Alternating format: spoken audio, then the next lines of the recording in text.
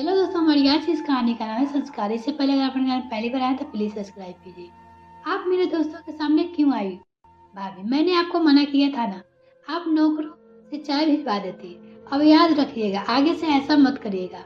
Doctor मानव अपनी शीला भाभी को फटकारते हुए बोला और फिर अपने कमरे में चला गया।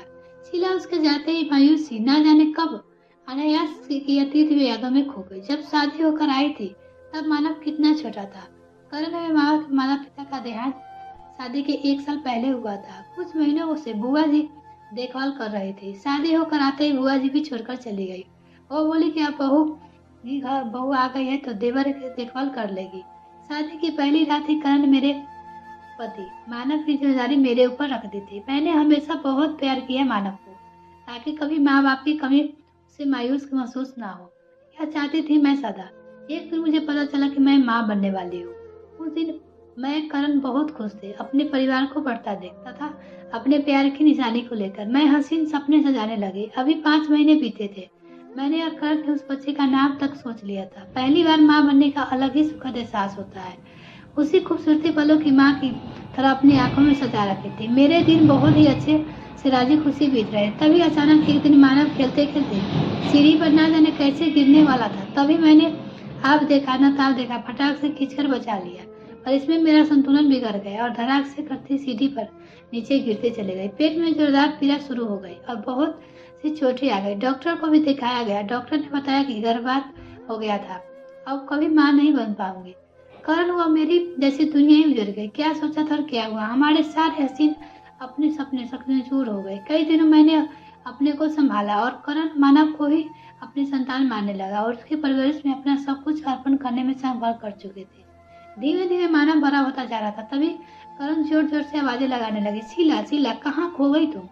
शीला के कंधे पर हाथ रखा। शीला को करण झकझोरा।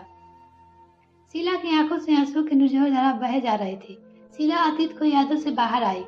जल्दी से अपने आंचल से अपने आंसुओं को पोंछने लगी। क्या हुआ शीला? कुछ नहीं। तबीयत सही नहीं है क्या? हाँ सही है। तो क्या हुआ? क्या फिर? ये मानव ने दिल दुखाया। अरे नहीं, बस यूं ही मन उदास है। नहीं, मैं कई दिनों से देख रहा था कि हूँ। उसके बात करने की तमीज ही नहीं रह गई। अरे पढ़ लिख कर डॉक्टर बन गया तो क्या छोटे बड़े के लिहाज भूल जाएगा? क्या यही संस्कार दिए हमने उसे? अपनी सारी जिम्मेदारियां जिंदगी लगा दी है उस पर। उसका वो यह सिला देगा? ऐसा अपमान करेगा? क्या किया बताओ ना। अरे बोला ना कुछ नहीं। बताओ सिला, तुम्हें मेरी कसम है। इस बात ने शीला को अंदर तक झकझोर दिया। शीला आंखों से आंसू लिए सुसुक सुसुक के दुखी मन से बोली, मैं तो बस उसके दोस्तों के सामने चाय लेकर गई थी तो उसने सब को खराब लगा। शायद वो सब पढ़े लिखे है, इसीलिए इसको खराब लगता होगा। जाने दीजिए, कुछ न कहिए, मानव को खराब लग जाएगा।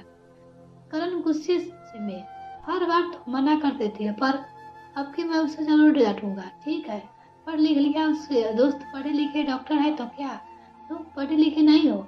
तुमने अपने समय के हिसाब से पढ़ाई की हो। और यदि कोई माँ बाप पढ़े लिखे ना हो तो क्या बच्चे उसकी इज्जत नहीं करेंगे? यह कहाँ लिखा है? जो आजकल के बच्चों में अच्छा भविष्य हमने तो बनाया है। अब आप कड़ी मेहनत और धूप में चला हमने उनका आज का दिन सजाया है। उन्हें आज इतना काबिल बनाया कि वो समाज में बैठ उठ सके। इसलिए थोड़ी ना पढ़ाया लिखाया कि बड़े का इज्जत करना भूल जाए। यदि पढ़ाई से यही शिक्षा मिली है तो ऐसी पढ़ाई बेकार है। हम अपने माँ बाप की कितनी इज्जत करते हैं, जबकि वह लोग तो बिल्कुल अनपढ़ थे। हाँ हाँ, चुप हो जाइए। आज पहली बार इतनी तेज आवाज से क्यों बोल रहे हैं? वो सुन लेगा। शीला ने करण को टोकते हुए बोला, नहीं आज तो मैं उसको जरूर बोलूंगा। यह तो कोई तरीका नहीं हुआ। तभी दरवाजे पर शीला की नजर गई। वहाँ मानव आंखों से आंसू लिए सब सुन रहा था। अरे मानव, तू आजा बेटा। मानव दौड़ा शीला के पास आकर उसकी गोद में सिर रख कर बोला, माफ कर दो भाभी माँ, माफ कर दो ना बेटा, कोई बात नहीं। शीला रोने लगी और उसके बालों में उंगली फेरने लगी। करण भैया ने बोला, भैया मैं अहंकार में आ गया था, मुझे गलती हो गई, आगे से गलती नहीं होगी। भैया आप सही कह रहे हो, मैं नालायक होगा, मुझे छोटे बड़े की तमीज खत्म हो गई है, माफ कर दो भैया। कहकर जोर जोर से मानव रोने लगा।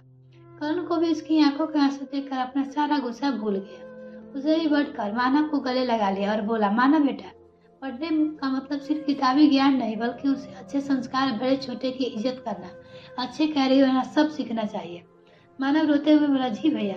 माहौल को हल्का करने के लिए करण ने बोला, अभी तक तू सबको इंजेक्शन लगाता था, आज मैं तुझे भी डांट का इंजेक्शन लगाऊंगा। अब यह डांट रूपी दवा असर हमेशा रहेगा।